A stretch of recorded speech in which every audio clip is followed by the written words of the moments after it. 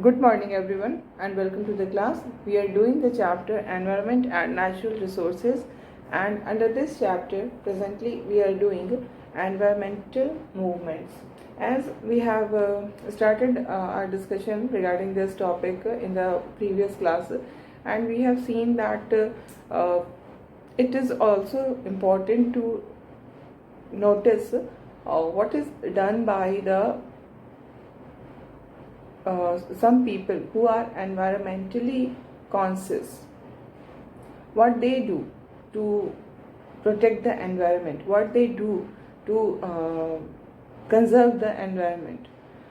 Up to now, whatever we have discussed is the effort of the government to save the environment. But now we are seeing what is done by different communities or group of people to save the mother nature. And in this discussion we have seen that there are many people who are environmentally conscious, and they want that there should be some rules, there should be some measures to conserve the environment, and for that purpose they start movement, है ना. So many different types of movements are included in this environmental movement. Like the first movement is the forest movement, to conserve the forest. There are many places in the world like Brazil, Mexico, Chile, Malaysia, Indonesia. These are all countries of south, है ना, south global south के countries हैं. इन सब में forest के लिए movement हुआ, forest movement, because in these countries there is a problem of population growth, and for that purpose deforestation is done. So environmentally conscious people start forest movement. Like in India we have an example of this Chipko movement. Other than what we find that after the disintegration of USSR, the countries of all the countries of the world adopted this the policy of liberalization and globalization and privatization. And under this new economy, what happened that the countries opened their economy for the multinational companies. The companies, whatever barrier was there on the trade, those barriers were removed. And not only this, we find that the foreign direct investment was also started to be done. So all these changes led to increase in the economic activity in a country. And in this regard we will consider the mineral industry. Mineral industry is one of the most powerful forms of industry on the planet, because minerals हमारे लिए बहुत ही, हमारे survival के लिए they are very much important. And minerals के लिए mining की जाती है, जिसके लिए बहुत ज़्यादा हेवी इक्विपमेंट्स की रिक्वायरमेंट होती है. तो ये हमारे लिए ये बहुत ही पावरफुल फॉर्म्स ऑफ इंडस्ट्रीज़ होते हैं, mining industries. And we see that जो मिनरल इंडस्ट्रीज में होता क्या है, माइनिंग होता है ना. माइनिंग में क्या होता है, ज़मीन के अंदर डिगिंग की जाती है, काफ़ी नीचे नीचे तक डिगिंग की जाती है for the purpose of extracting minerals, है ना. एंड इसमें बहुत सारे केमिकल्स यूज़ किए जाते हैं ड्यूरिंग द प्रोसेस. देन इससे मिनरल इंडस्ट्रीज़ के कारण वाटर बेस का भी पॉल्यूशन होता है, लैंड को वो डिग्रेड हो जाती है उसके कारण, है ना. और कई बार माइनिंग इंडस्ट्री के लिए कई बार क्या, ये तो बिल्कुल होता है, फॉरेस्ट एरियाज में ही मोस्टली माइंस बनते हैं. मिनरल्स जो पाए जाते हैं they are found in forest areas. तो ऐसे में हम क्या देखते हैं कि जो वेजिटेशन है उसका वो खात्मा हो जाता है, डिफॉरेस्टेशन होता है because of mineral industries. Then deforestation causes displacement of communities. So these are the problems which are associated with mineral industry. Mineral industry is very much important because minerals are very important, plays a very important role in our life. We cannot think of our life without minerals. So many things are made using the minerals. But at the same time, we must understand the problems which are caused by these mineral industries, which we have just now we have discussed about it. So what happened that the world, the people have started criticizing it. They resist this mineral industries की mineral industries should not work in their country. तो इस तरह का जो criticism और resistance है वो हम देखते हैं कि that has been started in various parts of the globe. And one important example in this regard is that of Philippines. Philippines जो कि हमारे एशिया का एक कंट्री है, साउथ ईस्ट एशिया के. फिलीपींस में क्या क्या हुआ कि एक वेस्टर्न माइनिंग कॉरपोरेशन थी जो कि ऑस्ट्रेलिया बेस्ड मल्टीनेशनल कंपनी है. ठीक है, the name of the company is western mining corporation. Western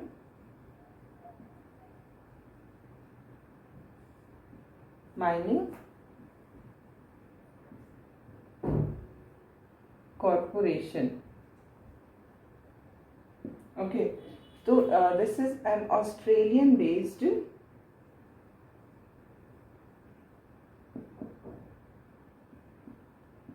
MNC. This MNC was doing mining activity in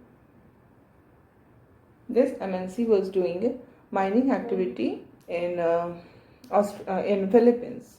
Okay, so what happened that people started opposing this mining activity which was done by Western Mining Corporation because it causes so many problems, the pollution of the waterways, the degradation of the land, deforestation, displacement of the communities. All these problems are associated with mineral industry. So people in Philippines started their movement started protesting against this use of minerals, against this mineral industry. And again what we find, it's not only there was not only protest in Philippines against this Australian based company Western Mining Corporation, but actually this protest was coming from their own country. Even in Australia, people started protesting against this particular company because of the activities of this company was causing encroachment in the basic rights of the indigenous people. Indigenous people, as I told you earlier also, the tribals, the tribal communities are called the indigenous people. Okay, तो इस तरह से जो Australian indigenous people थे उनके rights का जब encroachment हुआ तो उनकी खुद की कंट्री में इस mining WMC western mining corporation का विरोध होने लगा, प्रोटेस्ट होने लगा, मूवमेंट्स होने लगे. तो इस तरह के मूवमेंट्स मिनरल इंडस्ट्रीज के अगेंस्ट भी होती है. Now we come to see the another group of movements. Another group of movements में we see there are struggle against mega dams. तो अभी तक ने हमने फॉरेस्ट मूवमेंट देखा है ना, movement against mining industries. First is this, second is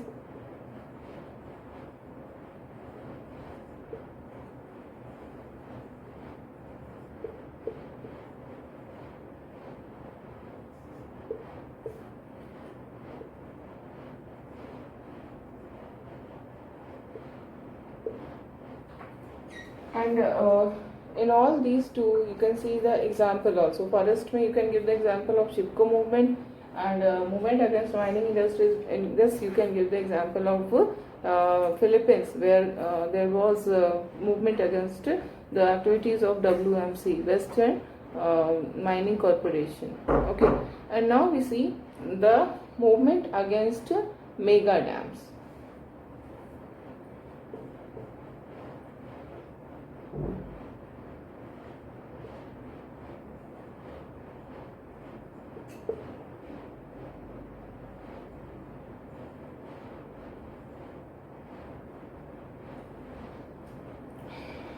okay, mega dams जो होते हैं वो जब भी इस तरह के डैम्स का कंस्ट्रक्शन होता है तो because of for the purpose of construction of dams what is done, बहुत बड़ा स्ट्रक्चर होता है डैम का, रिजर्वायर बनता है जहाँ पर कि पानी जो आ रही होती है डाउन स्ट्रीम में, उस पानी को रोक लिया जाता है रिजर्वायर से में। उसके लिए बहुत बड़ा स्ट्रक्चर क्रिएट करना पड़ता है और फिर वहाँ से पानी को छोड़ा जाता है, बहुत ऊपर से पानी नीचे गिरती है, वो भी बहुत हेवी स्ट्रक्चर होता है। तो इतने बड़े स्ट्रक्चर को बनाने के लिए फॉरेस्ट का डिफॉरेस्टेशन करना ही है, क्योंकि नदी जिस रास्ते से आ रही है उसके कई बार उसके कोर्स को चेंज करते हुए डैम्स बनाने पड़ते हैं, तो इसमें डिफॉरेस्टेशन अपने आप इन्वॉल्व हो जाता है, बिना डिफॉरेस्टेशन के डैम्स नहीं बनते हैं। एंड डिफॉरेस्टेशन जब भी होगा तो वो उस फॉरेस्ट में रहने वाले जो कम्युनिटीज़ हैं उनके अगेंस्ट हो जाएगा, क्योंकि deforestation leads to displacement of the people, है ना। डिफॉरेस्टेशन के कारण क्या होता है, लोग जो होते हैं वो डिस्प्लेस हो जाते हैं, और जब वो डिस्प्लेस होते हैं तो उनकी पूरी social life, cultural life, economic life, all aspects of life is affected by this displacement. Okay, so what we find कि जो pro river movement we can say it, है ना, और anti dam movement, the movement is against dam, the movement is for river, because it's not only about the communities or about the deforestation. Actually by constructing dam we are playing with the nature, है ना, everything is done against the nature, we are not doing according to the nature. So it is criticized nowadays. There is lot of criticism against dam construction, and we see that the first movement against mega dams started in the global north in the 1980s, and it was the campaign to save Franklin River, that is in Australia. And because of construction of dam on the Franklin River, the river was going to be affected, and the surroundings which was full of forest, that was also going to be affected. So people started movement against construction of dam on Franklin River. That was the campaign was to save the Franklin, है ना. So it was first movement in the north, and now we see that such anti-dam campaign is very much they are having so many, we are having so many anti-dam protests in global south. Like in our country itself we can see there was Narmada Bachao Andolan, NBW, which was Narmada Bachao Andolan, NBA, not W, which was against the construction of Sardar Sarovar Dam on the Narmada River. So इस तरह से नर्मदा बचाओ आंदोलन हुआ. ऐसे कई सारे examples हमारे सामने हैं. जबकि हम देख रहे हैं ग्लोबल साउथ की जो कंट्रीज़ हैं, चाहे वो टर्की से हो, चाहे थाईलैंड हो, चाहे साउथ अफ्रीका हो, चाहे इंडोनेशिया हो, चाइना हो, सारे कंट्रीज़ में इस तरह के प्रो रिवर मूवमेंट्स और एंटी डैम मूवमेंट्स चले आ रहे. Both are same. जब हम एंटी डैम कहेंगे तो वो प्रो रिवर अपने आप बन जाएगा, क्योंकि जब भी डैम का कंस्ट्रक्शन होता है तो उससे वो रिवर के लिए किसी न किसी तरह, कहीं ना कहीं से रिवर के लिए बहुत ज़्यादा हार्मफुल होता है. ओके, सो ये हमारे हो गए मूवमेंट्स जो कि एनवायरमेंटल मूवमेंट्स है. कहने के लिए तो ये एनवायरमेंटल मूवमेंट्स है, इसको हम एक ही वर्ड में we are concluding it, yes it is environmental movement. But इस एनवायरमेंटल मूवमेंट के अंदर बहुत सारे मूवमेंट है जिसको हमने अभी डिस्कस किया है. Forest movement against mining industries, movement against mega dams. Okay, so now we come to the next topic, and our next topic is resource geopolitics.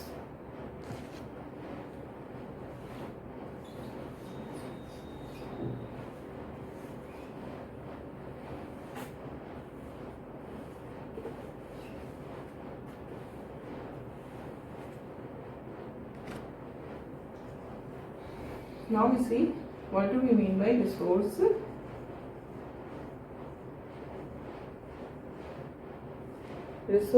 geopolitics.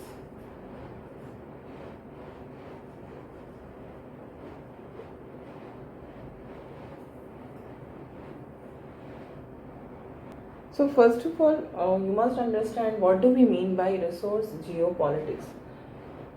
It's in very very simple words. You can understand it by this sentence that when geography determines politics, that is resource geopolitics. When politics is happening because of resources, the root of politics is in the resources, because we know the distribution of resources is not equal in the whole world. The distribution is completely uneven. Besides, we also know that there are many resources which are completely non-renewable, which cannot be renewed, like petroleum, natural gas. These are not petroleum, oil, natural gas. These are the resources which are completely non-renewable, because the rate at which we use them is very high in comparison to the rate at which they are getting replenished. They are also getting replenished, but the rate is very very slow, and their rate of their use is very high. So in a way it becomes non-renewable. And now we are seeing that resources are unevenly distributed. Resources are some resources are non-renewable, which cannot be renewed, which cannot be replenished, but we are in very much need of the resources. We cannot live without resources, like natural gas, natural oil. These are the resources without which we cannot live our life at present time. So the resources are very much important for us, but they are unevenly distributed, and because of this politics होता है इसी कारण से, है ना. So resource geopolitics is all about who gets what, when, where and how. Okay, who gets what, okay, who gets what, when,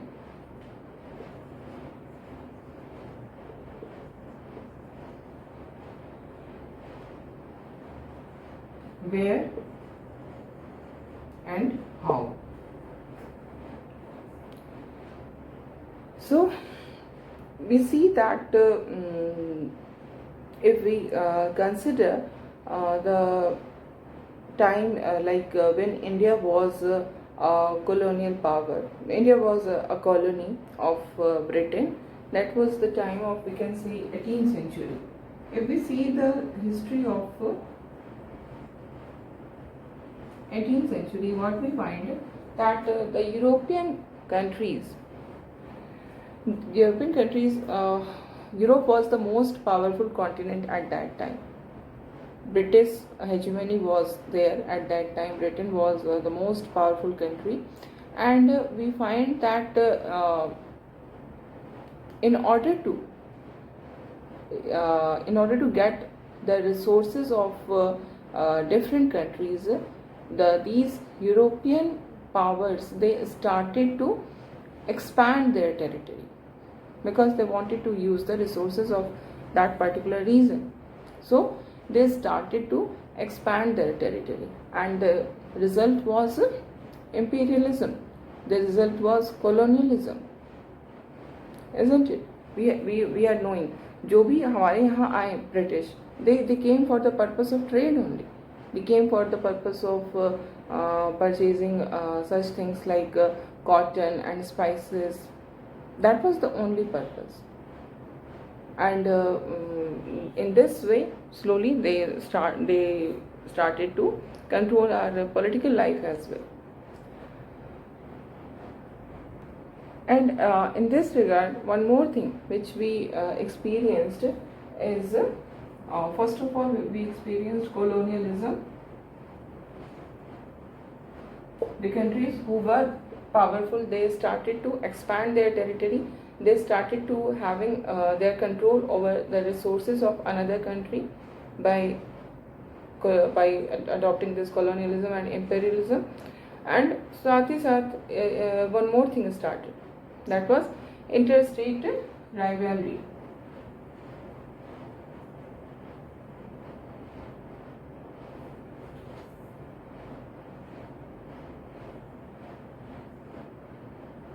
Now, interstate rivalry, as we have you have studied about it. When the British, the French, the Portuguese, the Dutch came to India for the purpose of trading, they used to fight with each other because they wanted to have their sole control over the resources of the country. But other countries were present, so there was interstate rivalry. Not only this, the countries fought with each other. यहाँ जो लड़ाई हुई वो तो companies के बीच में लड़ाई हुई. कंट्रीज जो पावरफुल कंट्रीज थे वो आपस में लड़ते थे. किस लिए? ताकि उनकी जो टेरिटरी है वो ज़्यादा टेरिटरी पर अपना कंट्रोल कर सके.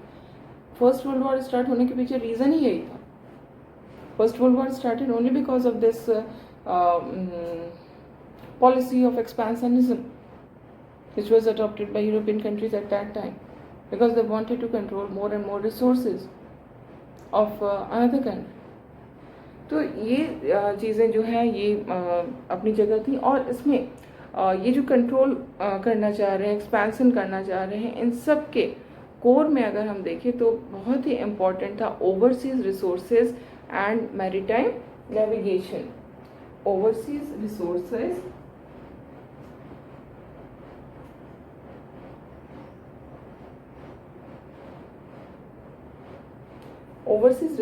and maritime navigation.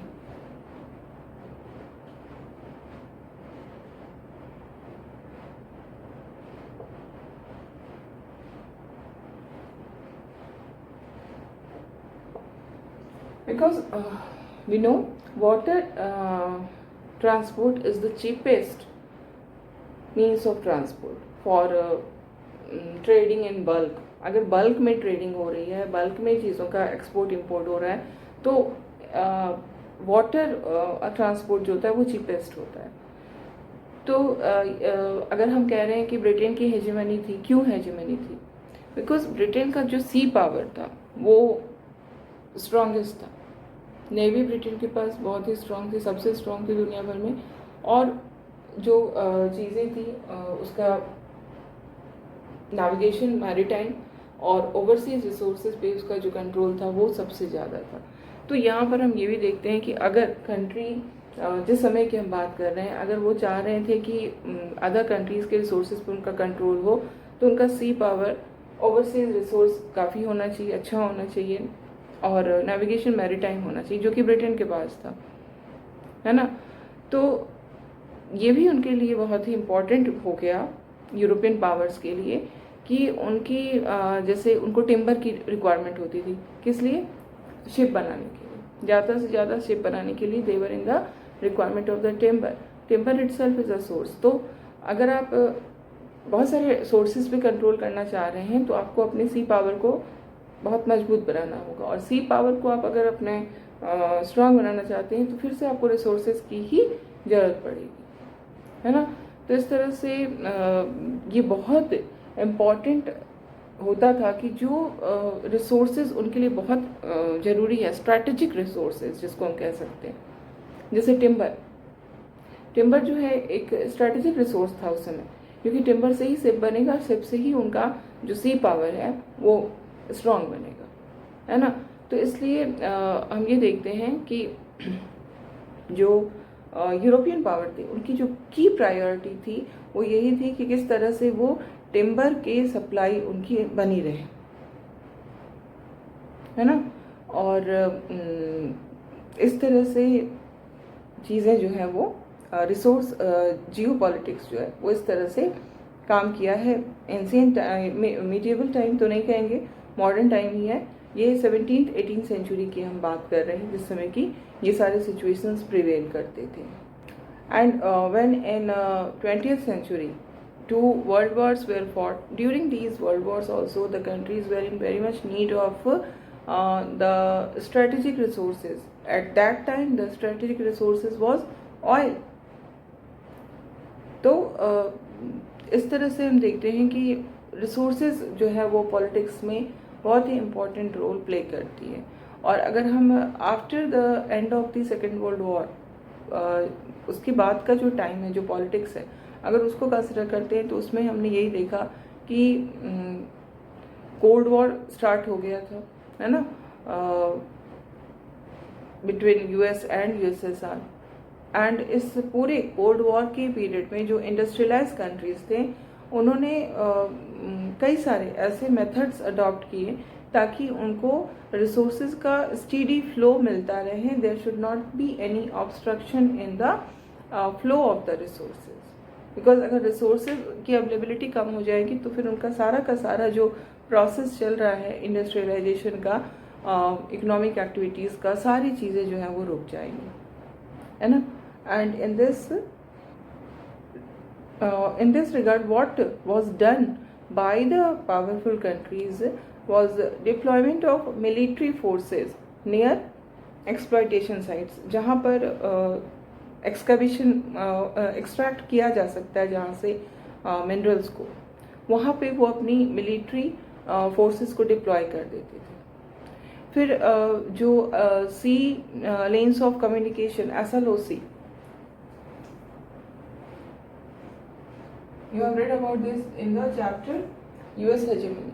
Sea lanes of communication, सी में जो नेविगेशन होता है वो ऐसा नहीं होता है कि हम सी में किसी भी रास्ते से जा सकते, उसका भी एक लेन होता है, उसी लेन में आपको ट्रांसपोर्टेशन करना है। अगर आप उस लेन से बाहर जाएंगे तो फिर या तो आप खो सकते हैं या फिर आपके वो जो होते हैं पायरेट्स, सी पायरेट्स, उनका अटैक हो सकता है। तो सी लेन्स ऑफ कम्युनिकेशन जो है उसके भी आसपास जो पावरफुल कंट्रीज़ होते हैं वो अपनी मिलिट्री डिप्लॉय कर देते हैं। तो रिसोर्सेज इनके लिए इतने इम्पॉर्टेंट है कि जहाँ पर वो उसका एक्सप्लॉयटेशन हो रहा है, रिसोर्स जहाँ पर हमें मिल रहा है और जिस रास्ते से उसको हमारी कंट्री तक लाया जाएगा उस रास्ते पर पूरे का पूरा मिलिट्री डिप्लॉयमेंट, मिलिट्री फोर्स को डिप्लॉय कर दिया जाता है ना। और उनका यही एम होता है कि जो स्ट्रैटेजिक रिसोर्सेज है, स्ट्रैटेजिक रिसोर्स मतलब कॉन्टेक्स्ट के अकॉर्डिंगली स्ट्रैटेजिक रिसोर्स जो है वो चेंज होता रहता है। अगर 17th 18th सेंचुरी में हम देखते हैं तो स्ट्रैटेजिक रिसोर्स जो था वो टिम्बर था, क्योंकि अगर टिम्बर होगा तभी आपके शिप बनेंगे, तभी आपका सी पावर होगा। अगर हम 20th सेंचुरी के स्टार्टिंग में देखते हैं तो उस समय जो स्ट्रैटेजिक रिसोर्स था दैट वाज ऑयल। आज के समय में भी स्ट्रैटेजिक रिसोर्स में ऑयल जो है वो सबसे इम्पॉर्टेंट है। इसके अलावा अदर्स भी हैं, लाइक जो न्यूक्लियर रेडियो एक्टिव एलिमेंट्स होते हैं, uranium, thorium, these all comes under strategic resources, है ना। तो इनका यही एम होता है कि कैसे अपने कंट्री में हम स्ट्रैटेजिक रिसोर्सेज के स्टॉक को बढ़ाएं। And for that purpose what they do, जिस कंट्री में उस तरह के स्ट्रैटेजिक रिसोर्स ज़्यादा है उस कंट्री में वो क्या करना चाहते हैं कि वहाँ पर अपने हिसाब की एक पपेट गवर्नमेंट फॉर्म कर दे। ये इनका एम होता है ना। पपेट गवर्नमेंट हो जाएगी तो फिर वो उस कंट्री के रिसोर्सेज को अपने हिसाब से यूज़ कर लेंगे। कंट्री है, कंट्री जिस जो है उसके अंदर अगर रिसोर्सेज है तो those resources should be used by the people of that country. But these powerful countries, what they do, they establish any puppet government in these countries, and by through these puppet government they start using the resources of these countries for their own benefit only. तो इस तरह की जो चीज़ें हैं, इस तरह के उपाय हैं वो किए जाते हैं। not only this, they also give support to multinational companies and such international agreement which are in their favor, है ना. तो इस तरह की ही चीज़ें होती हैं. इस डिस्कशन को हम लोग नेक्स्ट क्लास में कंटिन्यू करेंगे.